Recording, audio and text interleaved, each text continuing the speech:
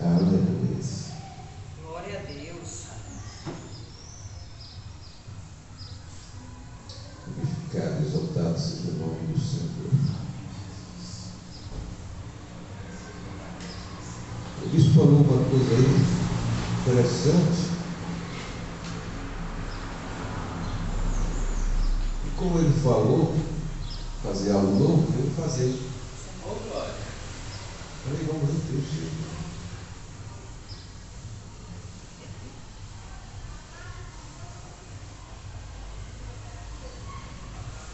Irmãos, abra sua Bíblia, por favor.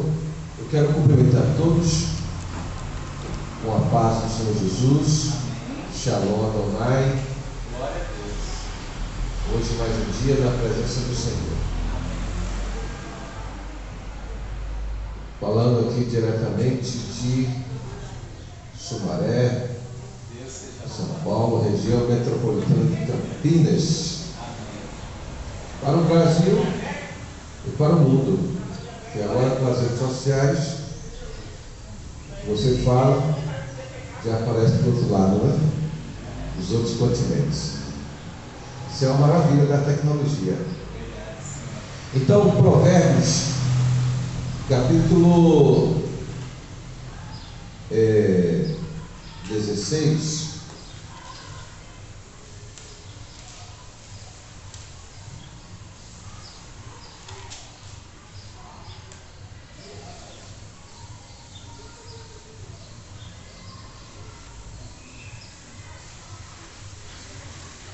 Aleluia. Provérbios, capítulo 16, e o versículo de número 2.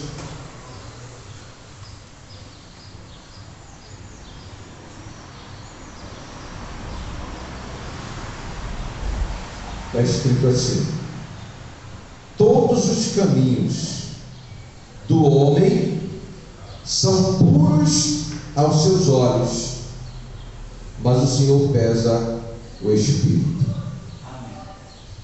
Pode sentar-se. Obrigado.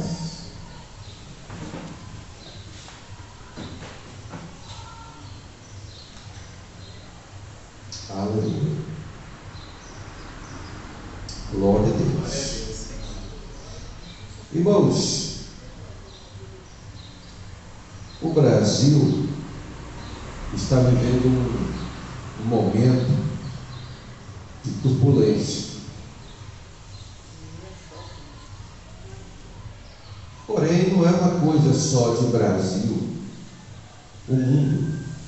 E é por isso que eu quero falar nesta manhã aqui de uma palavra que talvez seja desconhecida para muitos. Eu quero falar a respeito da cosmovisão. Para falar da cosmovisão, eu não preciso ser astronauta. Mas dentro do contexto que nós estamos vivendo hoje no país, eu quero pontuar aqui alguns assuntos. Minha música hoje está perto. E eu tomei banho ontem. Então, essa palavra cosmovisão significa isso. Ela veio da língua inglesa, traduzida da palavra alemã Well, Schauung, palavra difícil, e eu também não sei falar em alemão. Estou aqui fazendo humilhação, né?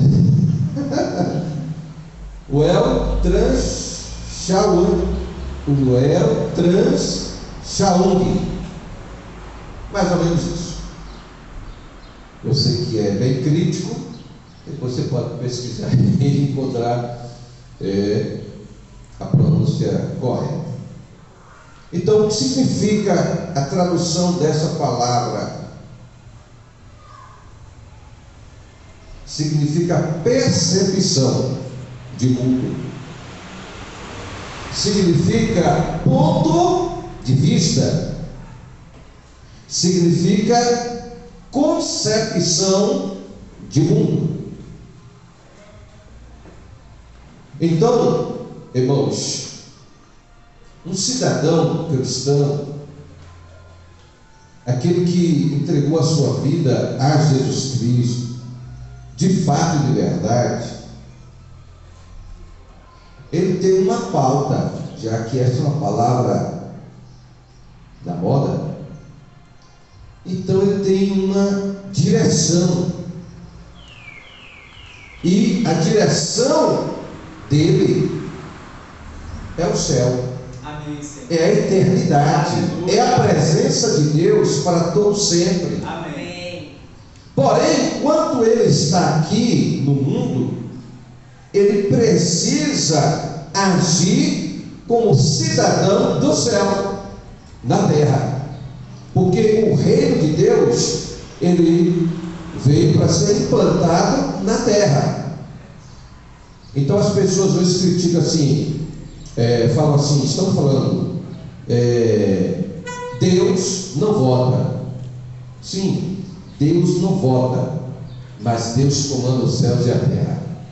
Senhor. Imagina, o rei da Síria estava planejando um ataque contra Israel, mas em Israel tinha um homem, um profeta de Deus chamado Eliseu. E Eliseu está lá na sua casa e o rei da Síria planejando destruir com Israel. Porém, Eliseu estava cheio de Deus, Aleluia. porque ele estava a serviço do reino de Deus. Então ele é o representante de Deus, oficialmente, sendo reconhecido pelas pessoas humanas, autoridades humanas, ou não. É aqui que está a diferença de ser chamado por Deus. Quem é chamado por Deus, ele não fica dependendo de ser ovacionado, de ser reconhecido, de ser aplaudido. Ele faz o que o Senhor dele mandou fazer e acabou, mesmo que custe a sua própria cabeça, a sua própria vida, porque até a morte daquele que faz a vontade de Deus glorifica a Deus. Aleluia. Foi assim com os profetas, e foi assim com os apóstolos, e foi assim e será sempre com aqueles que temem e servem a Deus de fato e de verdade. Então o compromisso do homem de Deus, de uma mulher de Deus, de um cidadão que é cristão verdadeiro, é fazer a vontade do Pai que o chamou. Amém. Portanto, ele não se intimida, ele marcha seguindo a vontade do Senhor. Então, irmãos, no caso de um cristão, e você sabe o que significa cristão, etimologicamente falando, cristão significa pequeno Cristo. Então significa dizer que aonde você vai, Lívia, você é Cristo, pequenininho, que está em aperfeiçoamento.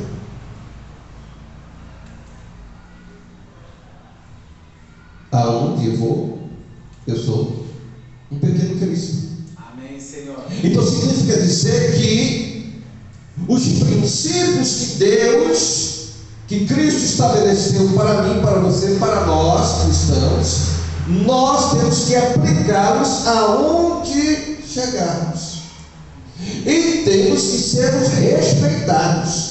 Aleluia. Então a vida cristã, a vida de um cristão na cosmovisão cristã, ela deve ser formada e testada pelas Escrituras Sagradas.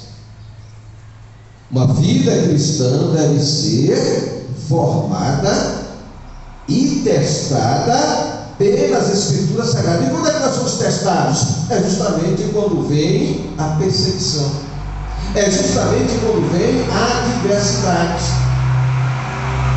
Quer ver uma coisa? Um relacionamento. Então muitas mentiras estão sendo colocadas hoje para as mídias, e a mídia está assim.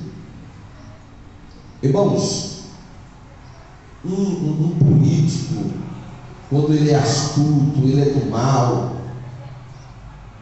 qual é a estratégia dele? É denegrir a imagem do adversário, que seja correto, seja honesto, um cidadão que seja de bem. Uma certa vez eu estava debatendo um assunto no Nordeste, e um colega me falou: olha, nós temos aqui uma pessoa, era muito importante na sociedade, um homem de bem, e ele queria ser candidato.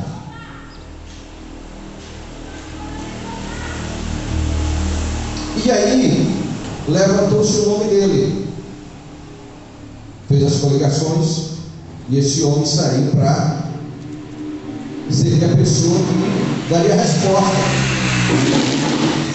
dos seus projetos. Porém, quando levou para um adversário, disse assim: mas esse homem é uma pessoa muito conceituada, e nós queremos atacar alguém, mas nós não temos como atacar ele, porque ele é uma pessoa de bem, pessoa correta, justa, honra seus compromissos, como cidadão, como pai. Aí o político astuto falou assim: esse aqui é bom para a gente atacar. Você está vendo? Então, a artimanha, as trevas, ela vai lutar contra a luz. Só que quem prevalece no final é a luz, mas haverá a batalha. Então há dois reinos: o reino das trevas e o reino da luz, o reino de Deus e o reino de Satanás. Há uma oposição. E aqui eu não estou falando de política, eu estou falando da realidade e como nós vivemos no mundo. A inveja é de quem? É de Deus ou do diabo? A inveja é do reino das trevas, é do diabo. O ódio é de quem? É das trevas ou é de Deus? O ódio. É povo de Deus. O ódio é do diabo. Sim. O reino de Satanás é o que? Matar, roubar e destruir. Então há ódio. E todos aqueles que estão aliançados com os projetos de Satanás, vai ter o que no coração dele? Ódio. Vai ter no coração dele o que? Mentira. Vai ter no coração dele o que? Sagacidade. Vai ter o que no coração dele? Planos para a morte do seu opositor. Agora, aquele que serve a Deus, que faz a vontade de Deus, que está no reino da luz, o que é que tem no coração dele? Amor. O que é que tem no coração dele? Justiça. Justiça é um princípio do reino de Deus. O que é que vai ter no coração dele? Paz. Aleluia. Aleluia. Então, querendo ou não, há uma guerra. E o nosso país hoje está passando por isso. Quero aqui frisar que um tempo atrás, irmãos, existia, na minha adolescência, por exemplo, existiam dois partidos. Um era a Arena e o outro era MDB, que no caso já veio PMDB e voltou a ser MDB de novo, né? Eu não quero entrar nesse mérito. Mas havia o quê? Uma disputa, mas havia respeito. O tempo passou, novos partidos surgiram. Por que isso? Porque a sociedade é composta de várias classes. Como a sociedade é composta de várias classes, então se tem a classe do gay, ele vai levantar alguém, um vereador, um deputado, tal, para ser defensor da classe dele. Se tem um satanista, então aquela classe do satanista vai levantar um deputado, um senador, alguém para defender a classe dele. Se tem um cigano, vai aparecer lá um cigano querendo defender a classe dele. Por isso que há uma junção no Congresso de pessoas para esse objetivo. E o que tem a ver com o Evangelho? Tem, porque nós somos a sociedade. Então tem a nossa classe do cristão também. Então o cristão vai defender princípios que estão fundamentados nas Escrituras Sagradas, nos princípios de Deus. E ele vai querer que isso também funcione. É a sociedade, é o mundo. Então, só que aquilo que serve a Deus, ele vai fazer as coisas de forma transparente, com justiça, sem maldade, sem armação, sem maquinação do inferno. Então, o cristão, quando nós vamos para o texto da palavra de Deus em Romanos capítulo 15 e o versículo 4, e eu quero ler esse texto para você. É Romanos capítulo 15, o versículo de número 4 está escrito assim: porque tudo que dantes foi escrito, para nosso ensino foi escrito, para que pela paciência e consolação das Escrituras tenhamos esperança. Amém. Então tudo que foi estabelecido por Deus vai se cumprir. E nós temos que vivermos pautados pelos ensinamentos de Cristo. O perdão é um ensinamento, o amor é um ensinamento, é um princípio de Deus, o amor. Então, irmãos, hoje as coisas estão invertidas. Aquilo que é verdade, a mídia joga como mentira ou fake news. Que o brasileiro tem uma mania de querer usar o inglês nas palavras para confundir, né? Tem uma palavra que vou chegar lá já, que eu ouvia falar muito, era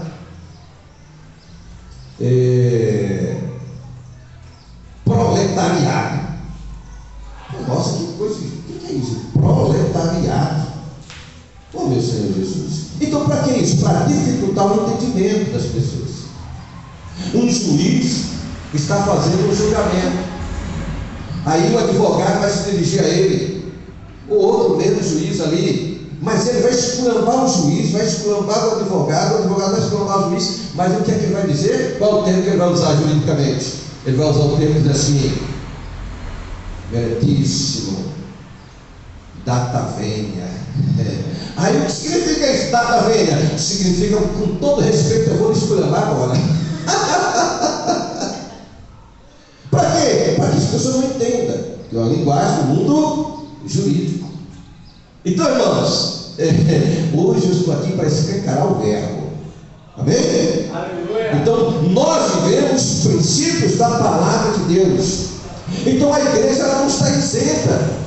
Nós estamos na terra, mas nós não somos, nós somos desse mundo, mas não somos dele. Mas enquanto nós estamos aqui, nós tomamos decisões. E as nossas decisões têm que ser pautadas dentro do reino, dos princípios do reino de Deus, e não do reino das trevas. Então nós temos que ter uma cosmovisão. E o texto que nós lemos em Provérbios 16 está dizendo que todos os caminhos do homem são puros aos seus olhos, mas o Senhor pesa o espírito. Nós seremos pesados em balança. O rei Belsazar, lá na Pérsia, o que aconteceu com ele? Ele servia aos deuses, servia aos demônios, não respeitava. Mas chegou um dia que ele está lá no seu bem bom, no seu palácio, e de repente um dedo começou a escrever na parede, e foi escrevendo, ele sozinho. Aí o que estava escrito lá na parede? Estava escrito assim: mene, mene, tekel, tekel, o facinho. E ele ficou impressionado: mas o que é isso? E ele chama o homem de Deus para trazer o discernimento. Aí estava escrito assim: pesado foste em balança e achado em falta. Eita Jesus! Então você político, você feiticeiro, você satanista, você está nas drogas, você que tem uma aparência de cristão e é falso cristão, você que é cristão verdadeiro, você será pesado na balança do Senhor. Nós seremos pesados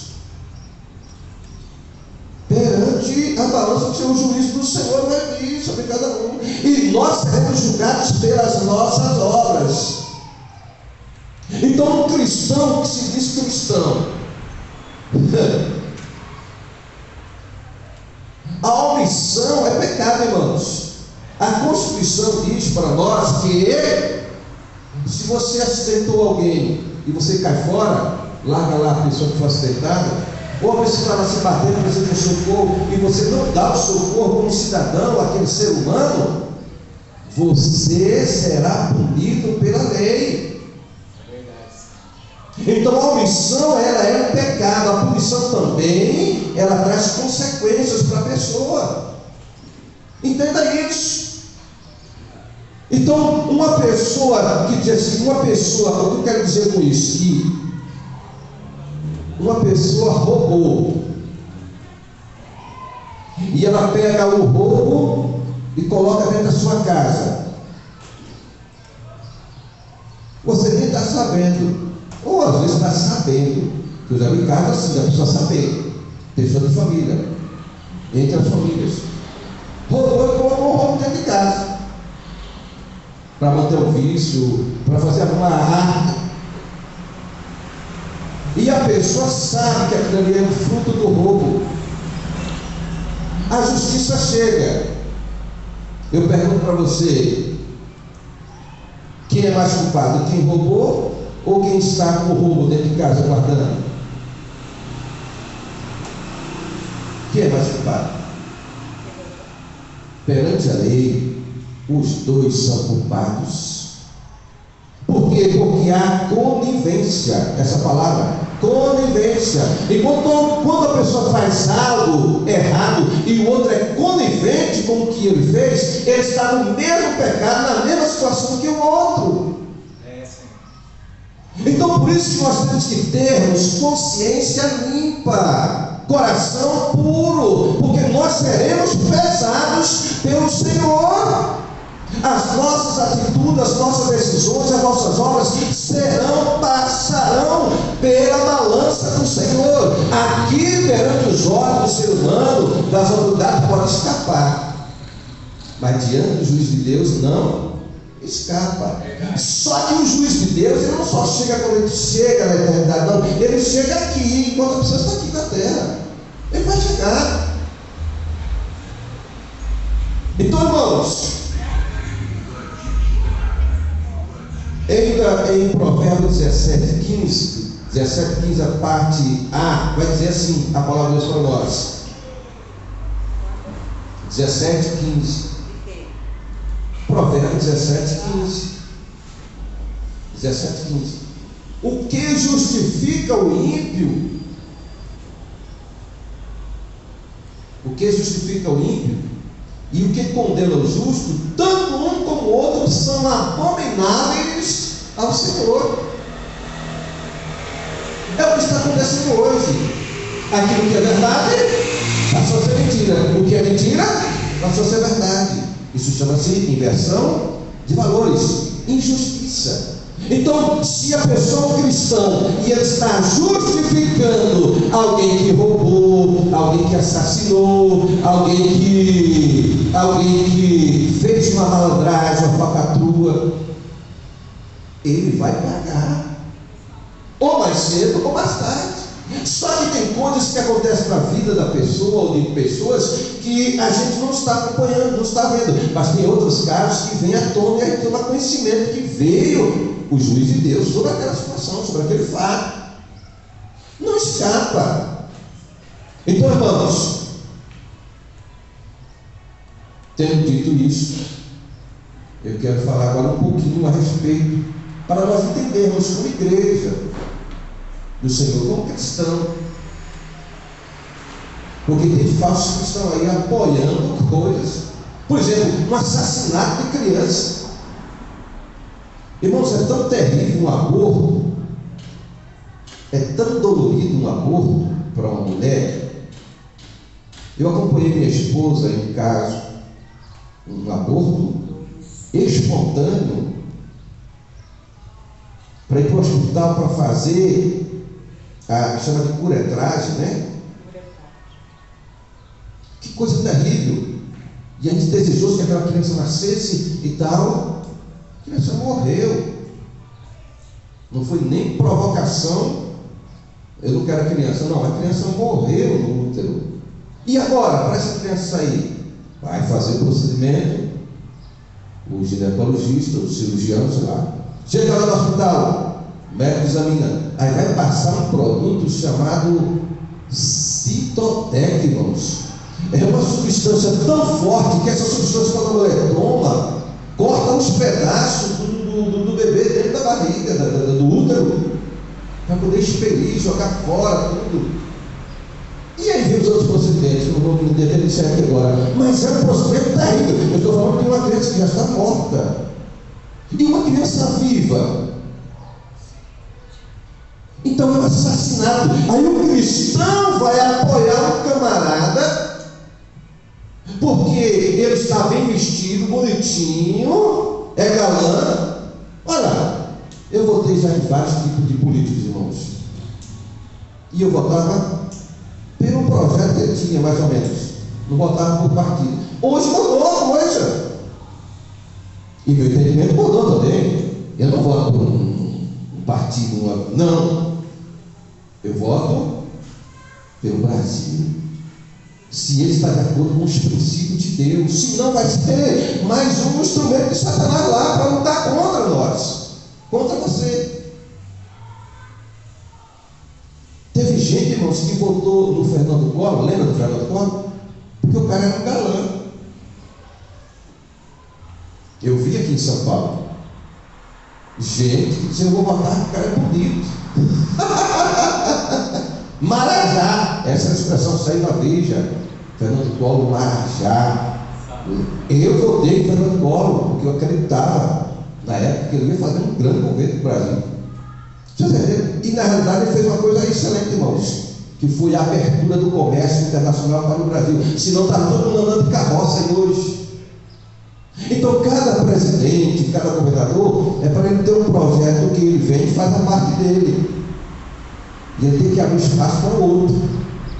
Cumpriu parte dele, de uma contribuição. Nenhum chega para resolver a solução de um país, não. Nenhum governo consegue resolver a solução, trazer todas as soluções para um país. Nenhum. Seja primeiro mundo, segundo mundo, terceiro mundo, seja lá o que for. Não consegue. Então são etapas que vão acontecendo. Então, irmãos, aquele que justifica o ímpio, ele é abominável ao Senhor, a Deus. Então, tem pessoas justificando o ímpio e condenando o justo.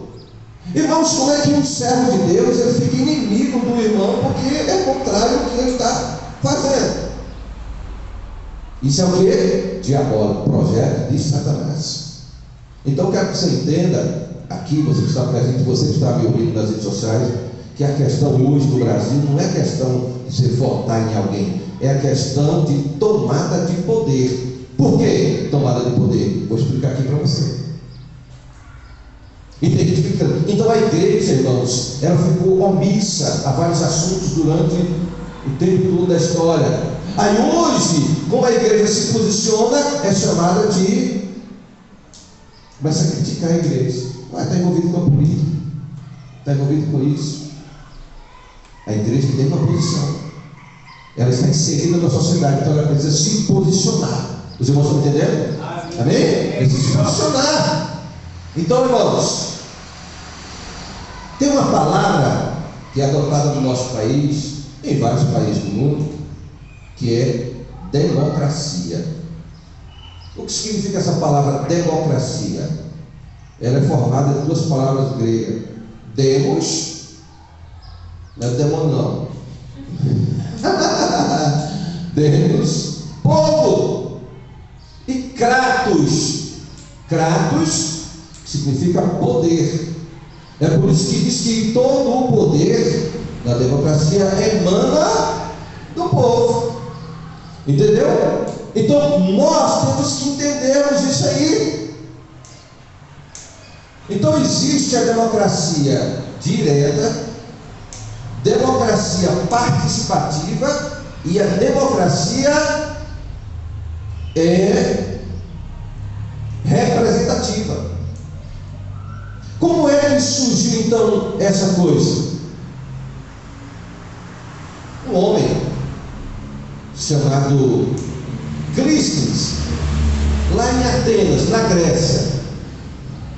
Esse homem ele foi um combatente.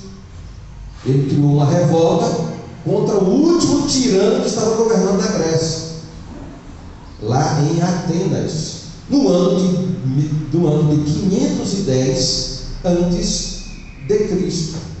510 antes de Cristo. E agora, o que esse homem fez? Esse Cristo liderou lá na Grécia antiga, e ele estabeleceu a democracia. E o que acontecia agora? Agora o país não era mais comandado por um grupo ou um rei. Não, agora tem uma democracia. E esse povo agora começa, esse líder forma líderes, e ele começa agora a agir em um local chamado Ágora. O que era Ágora? Era tipo uma praça onde eles se reuniam com uma assembleia para tomar decisões do país, do futuro daquela nação, local público. E aí naquele local onde eles se reuniam, chamado Ágora, eles criavam as leis. Por isso que o nosso sistema aqui, Brasil, ele é semelhante, né? Tem a Assembleia Legislativa, que é para criar as leis. Então sempre eles se reuniam em praça pública. Então os gregos foram eles que criaram, irmãos, foram eles que criaram a ideia de cidadania. Foram eles que criaram. E havia uma coisa chamada bule. O que era esse bule? Não é aqui que a gente faz café, não. Tem um negocinho que coloca café, né? Esse bule era um conselho de 500 homens. Que esses 500 homens que iriam tomar as decisões, se reunir para criar as leis e tomar o rumo do país. Dentro desses 500 homens, eles levantaram 10 arcontes.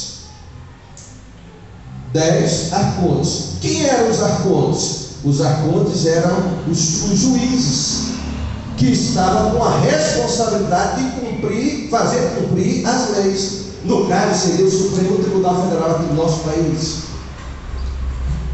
Em 1988, quando foi elaborada a Constituição do nosso país, então o STF ficou com a responsabilidade de fazer cumprir as leis.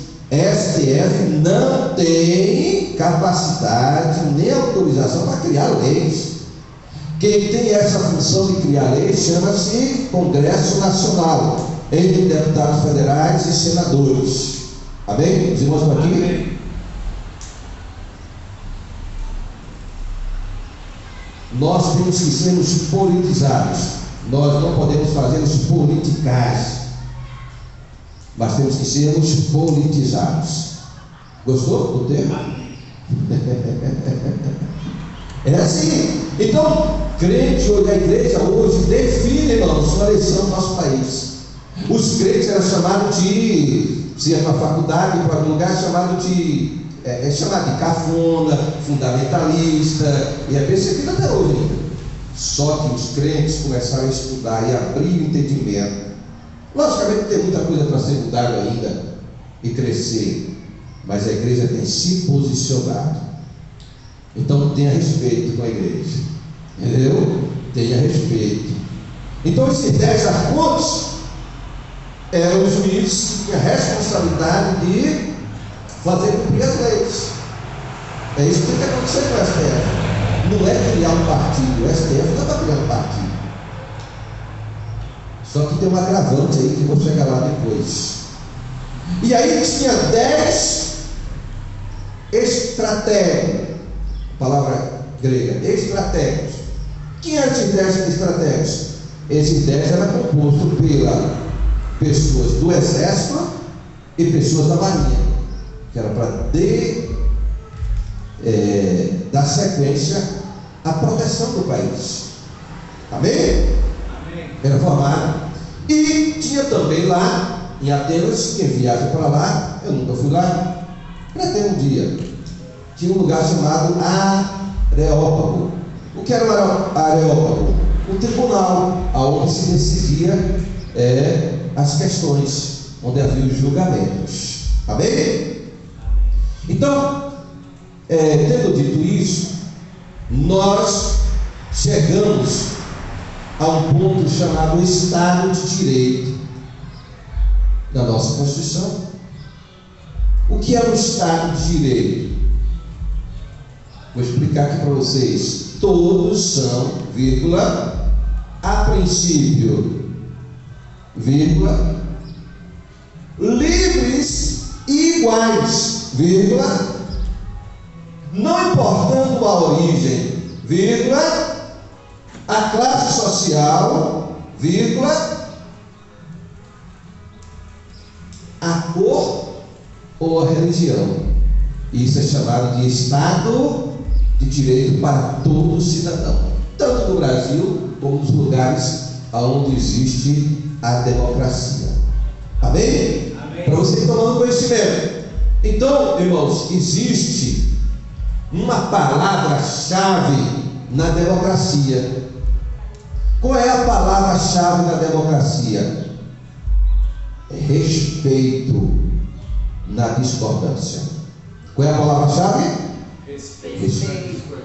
Respeito na discordância. Ou seja, eu como cidadão, você como cidadão, você pode discordar, porque você tem, nós vimos no início o que é cosmovisão, pensamento diferente, ideia diferente, mas tem que ter respeito.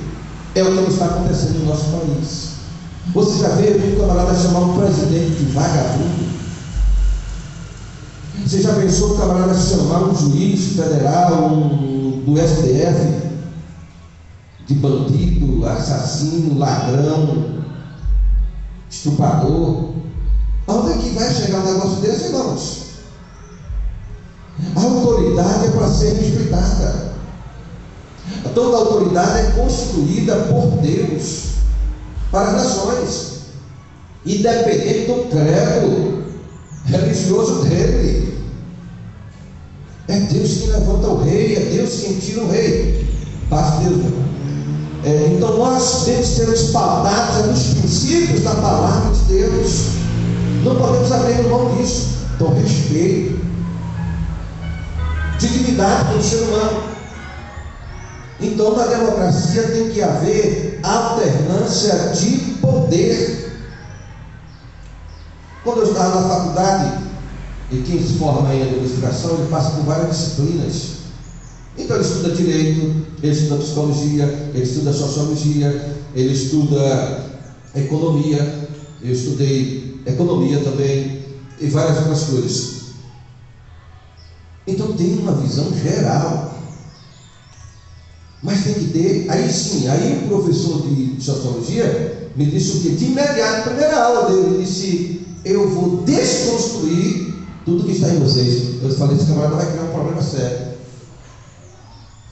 Desconstruir tudo que está em mim. Ali para mim foi um choque. eu disse, ele vai ter um grande problema, porque ele não vai abrir mão daquilo que é verdade e princípios. Então, esse é o objetivo das universidades. Você sabe o que significa aparelhamento do Estado? Já ouviu falar essa palavra ou não? Aparelhamento do Estado significa que o partido aí A ou B pega os seus companheiros e coloca no judiciário, coloca nas empresas estatais, coloca nos bancos, para tomar posse dos lugares onde vai gerar riqueza para o país. E cada companheiro daquele tem a responsabilidade de ir acarinhar fundos para o partido, para manter o seu projeto. Quantos juízes tem o Supremo Tribunal Federal que foi colocado por partido? Só de um aí, de um partido, tem 8 juízes. Para que isso? Você vai entender daqui a pouco. Então nós temos que estarmos atentos e não sermos, como eles chamam, que tem um camarada aí, um líder que está candidato, diz que pastor é farofeiro. Desrespeito. Eu sempre olho para as autoridades, sempre respeitei as autoridades, respeito. Seja um guarda de trânsito, seja um médico. O médico é uma autoridade no hospital. Ele foi então chamado de Deus para cuidar de vidas. O pastor, eu gostei muito do conceito de um promotor lá de João Pessoa, que ele disse o seguinte: agora no período da pandemia, ele disse, olha, você está com um problema na justiça, você tem que procurar um advogado. Você está com um problema de saúde, você tem que procurar um médico. Você está com um problema espiritual, você tem que procurar um pastor, um homem sensato, um homem sábio. É assim que tem que ser as coisas, irmãos. Nada existe aqui na desordem. Quando há vandalismo, destruição de patrimônio público, é o reino das trevas. Então há uma guerra espiritual também nesse momento acontecendo no nosso país. Mas existe uma igreja de Deus que está em oração, que está jejuando, que está buscando o bem da nação. Glória a Deus. Buscando o bem da nação. Irmãos, não é questão de partido, é uma questão do nosso país. O nosso país não pode ser entregue às trevas. Não, irmãos, nós somos cidadãos, temos que lutar pelo que é nosso. Nós somos brasileiros e temos que lutar pelo que é nosso. E para isso nós temos que colocar pessoas que têm a visão de proteger o nosso país e não arrancar o que é nosso e mandar para outros lugares, não sair distribuindo. As pessoas falam assim: o governo é dono da Casa da Moeda, então ele pode mandar criar dinheiro a hora que ele quiser. Não é assim que funciona, não, irmão, da economia.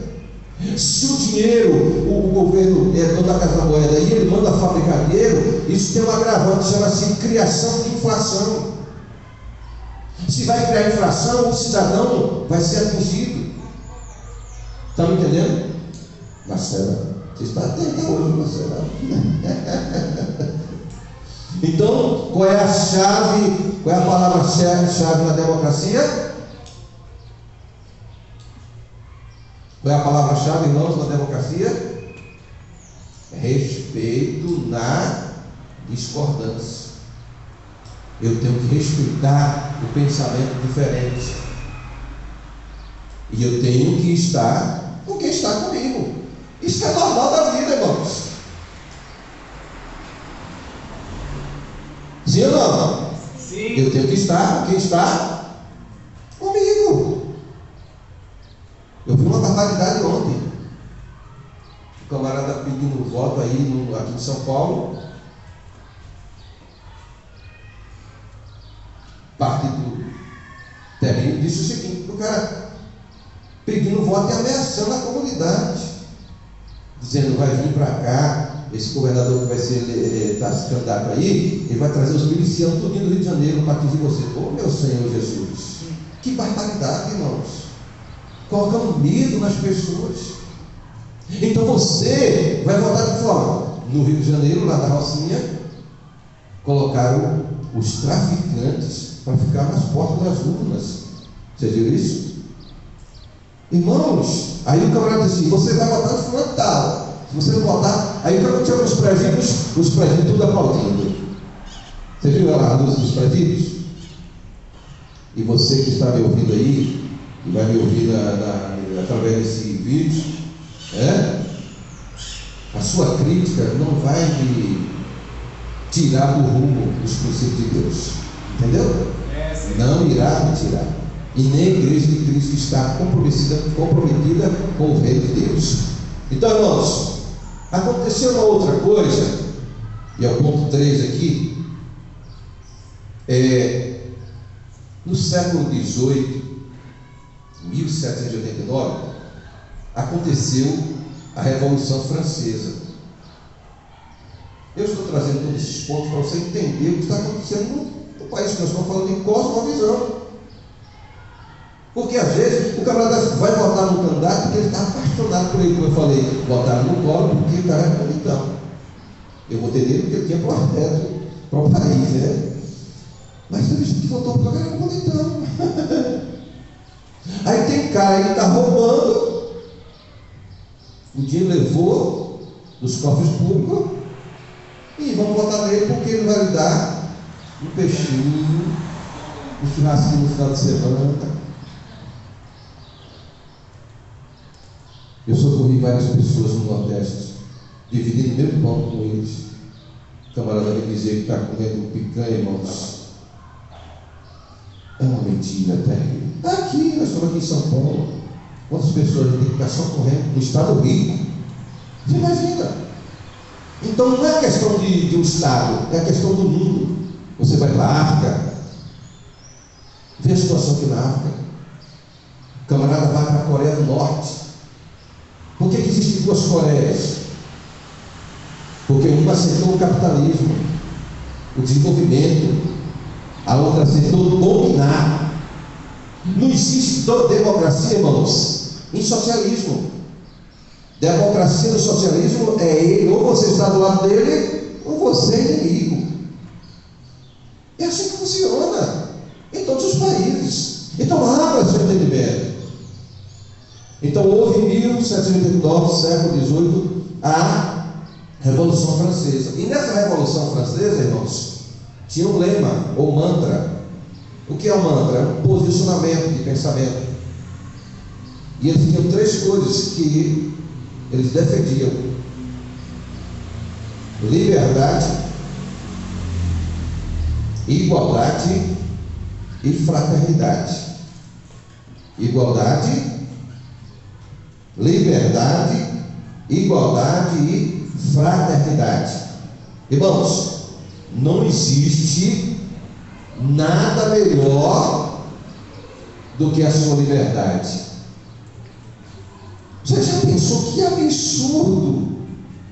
Você está na sua casa e de repente você recebe uma visita indesejada, dizendo que ele chegou com mala, cuia, como diz o... E olha, eu vim morar na sua casa porque a sua casa é grande. E sua casa não está atendendo, tem uma palavrazinha assim, não está atendendo o objetivo social. A casa do bispo cabe umas 3 famílias. Ô, bicho, tenha cuidado, viu? Porque não na sua casa muitas vezes. Ô, bicho, cuidado com a Venezuela, né? Meu Deus do céu! Você vê que nós recebemos o venezuelano aqui, venezuelano aqui, né? Certo de Deus, o camarada deixou a família lá abandonada, rodando aqui, tentando arrumar uma coisa, passando de igreja. O Pablo Marçal visitou agora a Roraima, disse que ele nunca viu tanto venezuelano que ele nem acreditava. Vocês viram que o exército foi mandado para lá para montar barracas e cabanas para dar socorro. E o Brasil acolhe todo mundo. O país e o Brasil é uma mãe gigantesca, né? Então, irmãos, temos que ter cuidado e não entregarmos para o inimigo, para Satanás, para o governo satânico, aquilo que Deus nos deu de melhor. Não podemos entregar. Então a liberdade, valoriza a liberdade. Você sabe como é que é invadido as pessoas? O camarada tem uma empresa. Irmãos, é impressionante. Vou chegar lá. Ainda no século XVIII aconteceu a Revolução Industrial na Inglaterra. O que era a Revolução Industrial?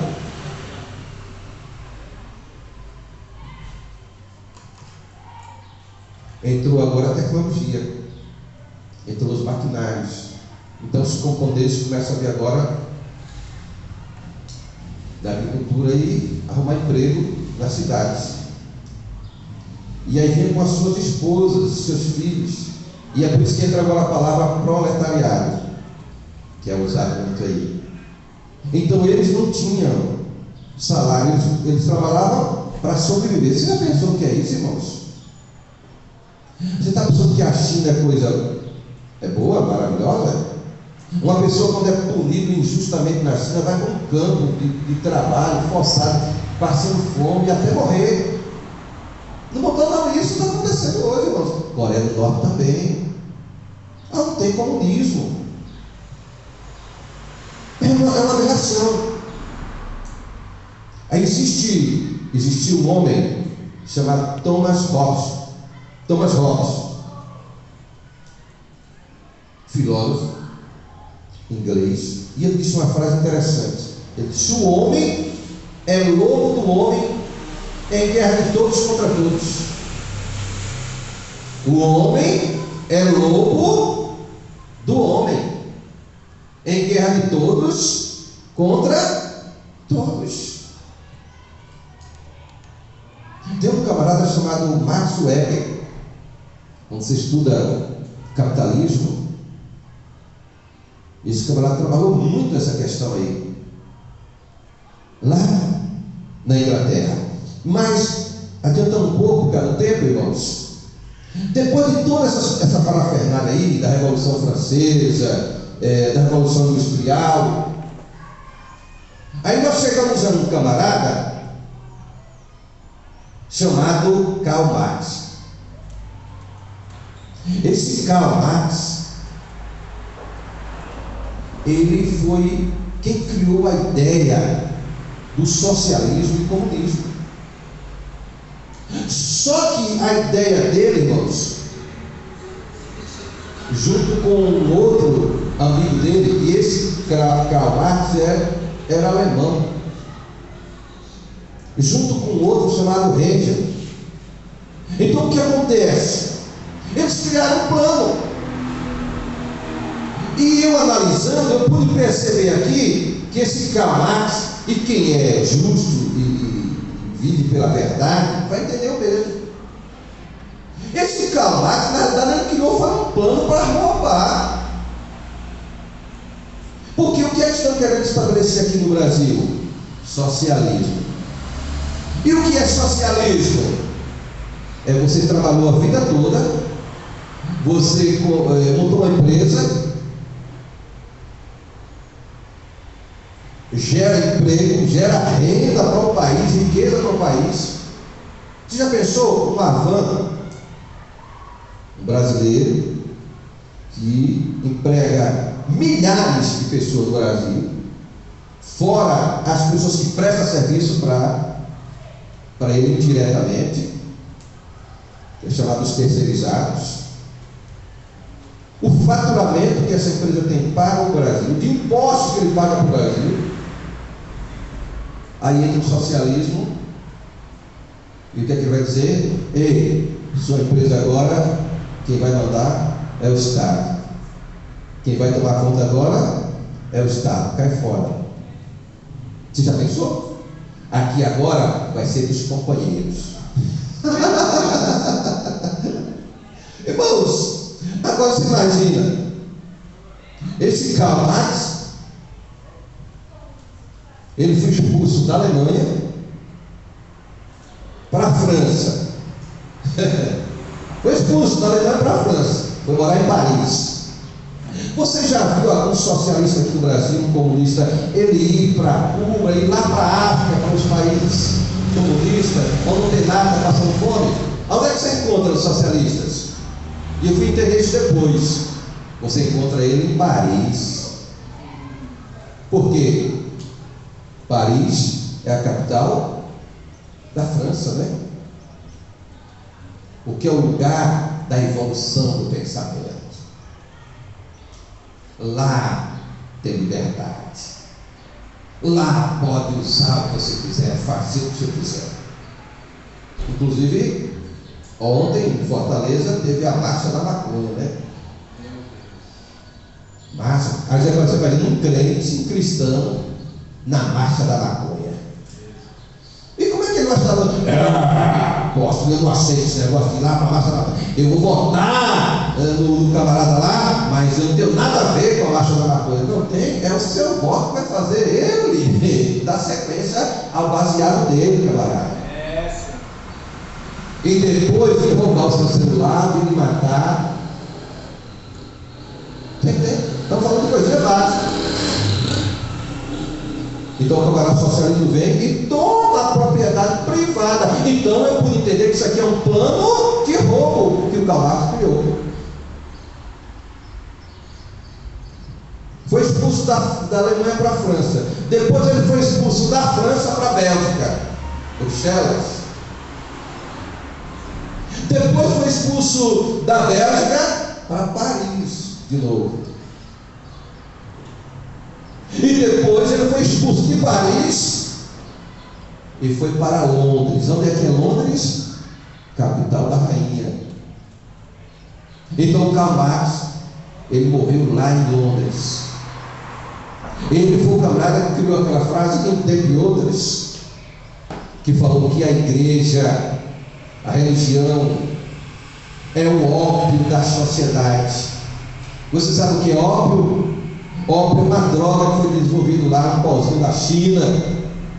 E quem tomava ele ficava, perdia o sentido de tudo, ficava vendo as estrelinhas. E é assim, irmãos, que foi implantado. Aí, esse Karl Marx morreu lá na Inglaterra, em Londres. Só que a ideia original dele nunca foi implantada, nunca conseguiu funcionar em país nenhum. Nunca conseguiu. Mas ficou os resíduos malignos. E para você estar numa universidade federal, numa universidade que você vai estudar, e esse camarada contribuiu muito para o pensamento da economia. Ele é apenas um teórico, filósofo, contribuiu muito. Que a Alemanha é um lugar de muitos filósofos, né? Um berço. E aí o que acontece? A Rússia implanta o comunismo, o socialismo lá na Rússia. E quem é que imperava lá na Rússia? Um indivíduo chamado Stalin. E aí, adiantando o assunto, irmãos,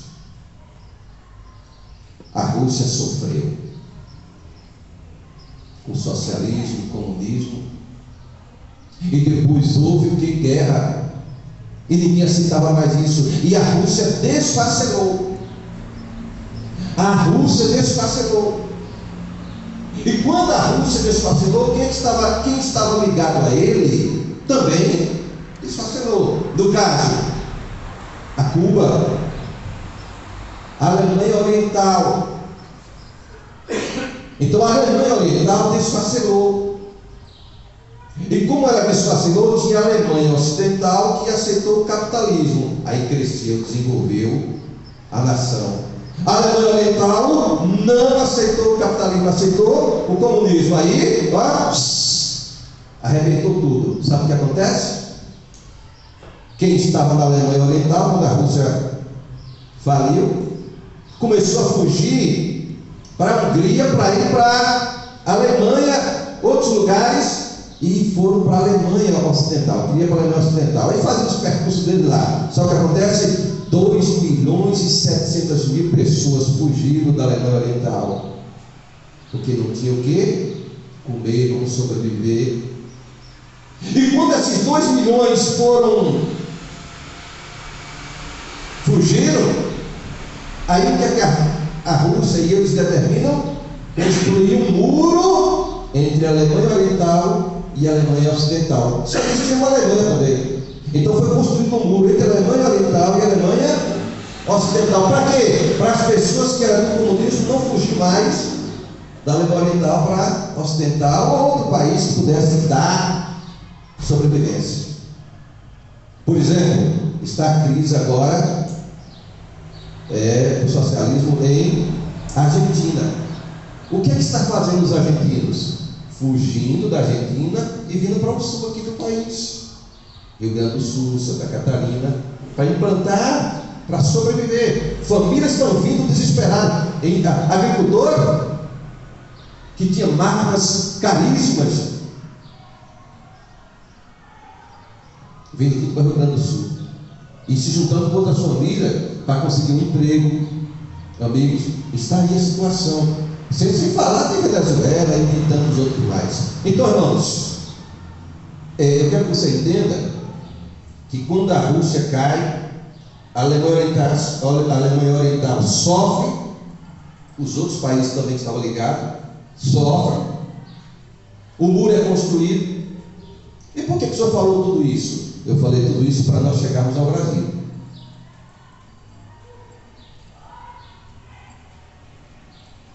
Aí o muro de Berlim, eles não conseguiram avançar. 100 mil pessoas se revoltaram e foram lá e derrubaram. Então caiu o muro de Berlim para se transformar em uma Alemanha só. Então unificou. Aí nós chegamos ao Brasil. Então, quando nós chegamos ao Brasil, tem uma outra coisa que eu quero que você entenda. Se você já ouviu falar de Fórum de São Paulo, já ouviu falar essa palavra? Fórum de São Paulo. O que é o Fórum de São Paulo? Quando você vai pesquisar, e não são palavras minhas, é palavra da Brasil Paralela, redação da Brasil Paralela. Brasil Paralelo, melhor dizendo. Você vai lá e eu quero saber o que é Fórum de São Paulo. Aí, no ano de 1990, o companheiro se reúne com o Fidel Castro e traz o Fidel Castro, porque a Cuba também estava arrebentada. Você já pensou o metro ganhar $10 em Cuba? Aí traz o Fidel Castro aqui para São Paulo, se reúne aqui em São Paulo a turma que queria criar esse projeto de socialismo para implantar no Brasil.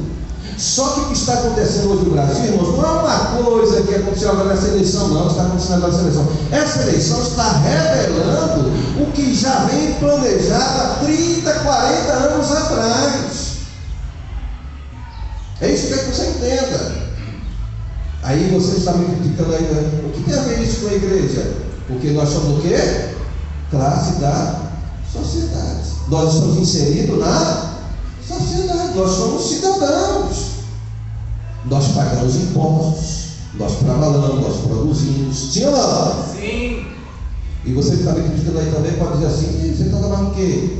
O pastor está trabalhando no bem de Deus, para atender vidas. Eu trabalhei também profissionalmente em grandes empresas do Brasil. Mas quando Deus me chamou, eu larguei tudo. Minha esposa também. Não foi por causa de dinheiro, não, porque nós nem temos salário. Nós sobrevivemos.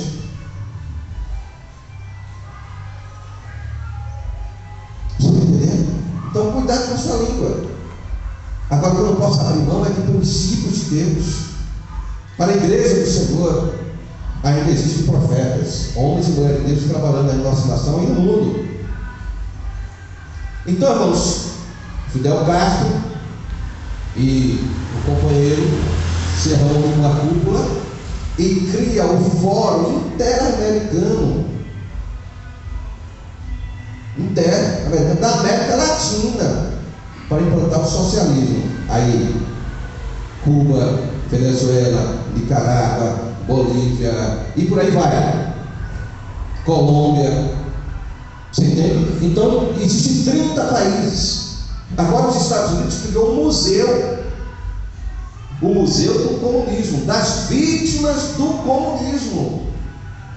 Nos 30 países.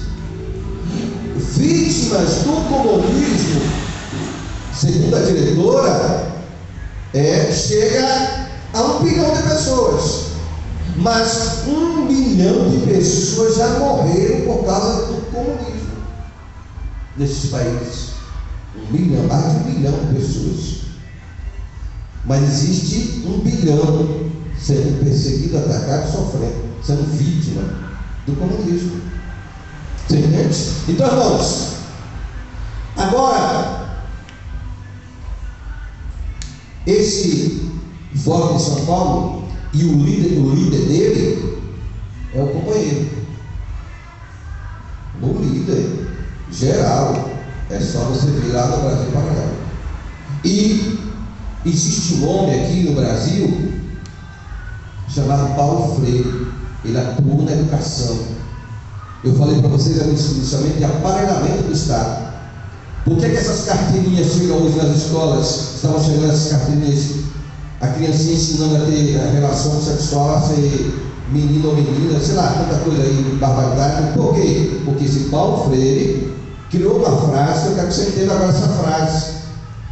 Ele disse o seguinte: juntar os diferentes para derrotar os antagônicos.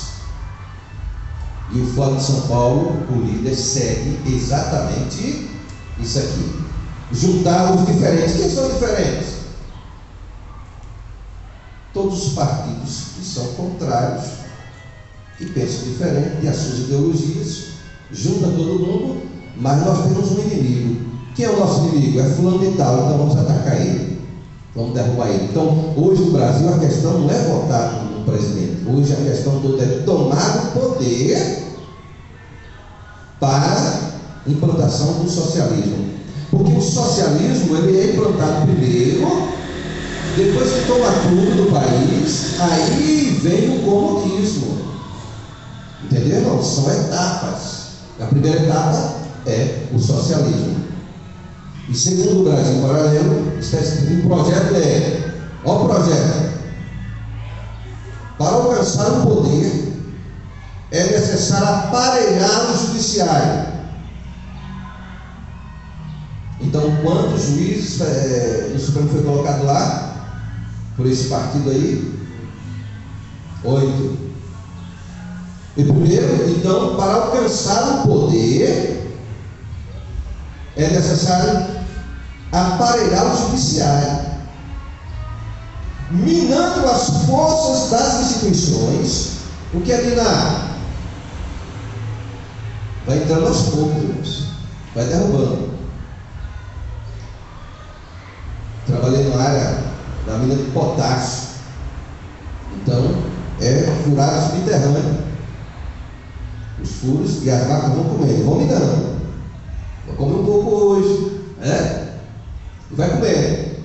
Ou então põe bombas para explodir numa etapa e vai explodindo. Ou então um conhecimento que é implantado numa universidade. Por que o jovem vai para a Universidade Federal hoje e quando ele volta revoltado? E quem é que o jovem quer seguir hoje quando vai para a faculdade? Ele quer seguir Che Guevara, ou um revolucionário, um assassino, um matador. Você já pensou? Ele se revolta contra o Estado. Agora, interessante, irmãos, como é que o socialismo quer ser implantado? Se quem comanda é a cúpula, então a cúpula é beneficiada, enriquece. O socialismo não divide o pão. Não, há uma equipe que está lá no bem bom, irmãos, governando. Lá na Coreia tem um lugar só para os comandantes, que está faturando, está ganhando. Você viu Fidel Castro comer caranguejo? Não, ele come lagosta. Ele mora numa casinha de um bairro simples? Não. Então, olha, abre o seu entendimento. Você que é cristão, meia tigela, porque crente verdadeiro, ele vive os princípios de Jesus. Ele não é conivente com o pecado, com o roubo, com a mentira, com o engano. Há uma enganação, irmãos. E é isso a minha revolta contra. Revolta pode ser no sentido indignação. Então, para alcançar o poder é necessário aparelhar o judiciário, minando as forças das instituições que mantêm o país coeso. As instituições, irmãos, mantêm o país coeso. O que é coeso? Em ordem, em harmonia. Então, se as instituições são minadas, começa a desfacelar. Aí vai vir agora um poderoso para tomar conta de tudo e dizer: agora não vai ter mais favelado. Agora você não vai precisar mais comer carne do cachorro. Vai comer sapo. Entendeu? Que vai faltar cachorro. Então, irmãos, finalizando.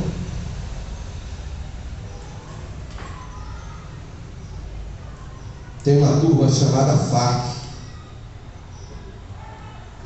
o exército que comanda o tráfico na Colômbia. E isso me impressionou. Tem também a MIR no Chile. Você lembra das quantidades de pessoas que foram sequestradas no Brasil? Inclusive Abílio Diniz. Eu fui funcionário. Foi meu patrão. Excelente empresa. Fui muito bem sucedido. Foi sequestrado. Quem foi que sequestrou? A mim. Mandado para quê? Qual o objetivo do sequestro? Arrancar dinheiro para manter os projetos deles. Resultado, irmãos: Fernando Beiramar. Aí, por que você vê os presídios ovacionando? Por causa do tráfico. Armas pesadas. Então tem gente infiltrada em tudo quanto é lugar. Aí o Fernando Beiramar está em presídio de segurança máxima, mas receber aqui no Brasil 200 toneladas de cocaína por ano vindo da Colômbia para distribuir no Brasil. 200 toneladas. Aí você vê por que a coisa ninguém quer um presidente que seja contrário a essas coisas. É verdade. Você está entendendo? Então a coisa é bem maior do que a gente imagina, irmãos. Não é simplesmente o seu voto é uma arma poderosa. É o único momento que o brasileiro é igual. É no momento de votar. Tanto faz o voto do juiz, como o voto do presidente, como o voto do delegado, como o voto do servente. É o único momento que nós somos realmente iguais. Então não troca o seu voto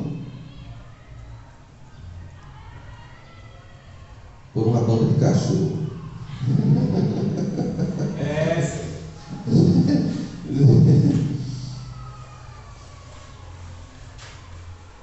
Finalizando, o que justifica o ímpio, ele é abominável ao Senhor. Então você não está lá na passeada da maconha, mas o seu voto está chegando lá para eles continuarem.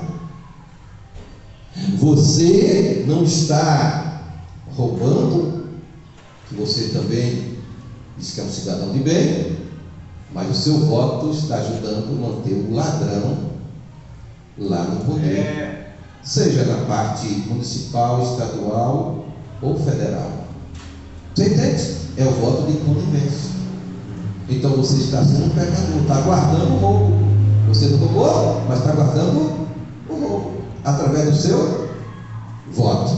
Então, irmãos, todos os caminhos do homem são puros aos seus olhos, mas o Senhor pesa o Espírito. Amém? Amém. Por que o Senhor falou tudo isso? Porque esse é o contexto do mundo cosmovisão. E a Bíblia, ela não está centrada em uma única coisa. Ela tem solução para a parte espiritual, tem solução para a parte física, sentimental, tem solução para a parte familiar e tem solução para a parte financeira, em todos os aspectos. E quem está envolvido com todos esses projetos? Os chamados intelectuais. E o que é que o intelectual quer? Baseado. Quer ter liberdade para esculambar as pessoas. Vocês viram aí o que está acontecendo nas redes sociais. Os absurdos. Então, vamos andar pautado pelas Escrituras Sagradas e firme na nossa fé e nossa caminhada com o Senhor Jesus. Amém? Amém. Deus te abençoe. Glória a Deus. Vida e paz para você.